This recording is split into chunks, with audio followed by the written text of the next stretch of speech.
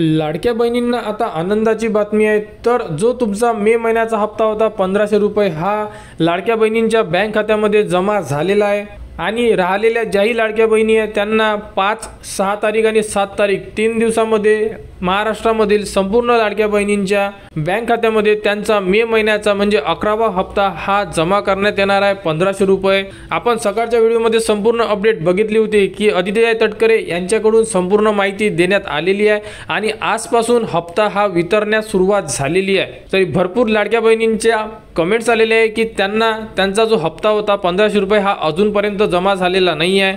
तरी संपूर्ण लाडक्या बहिणींना वाट बघावी लागेल कारण हप्ता वितरण्यास आज सुरुवात झालेली आहे दुपारपासून आणि संपूर्ण लाडक्या बहिणींच्या बँक खात्यामध्ये जमा होण्यासाठी याला 2 ते 3 दिवस लागणार आहे। म्हणजे 7 तारखेपर्यंत संपूर्ण लाडक्या बहिणींच्या बँक खात्यावर त्यांचा मे महिन्याचा हप्ता जमा होणार। तरी संपूर्ण ज्याही पात्र लाभार्थी लाडक्या बहिणी आहे त्यांनी 2 दिवस वेट करा।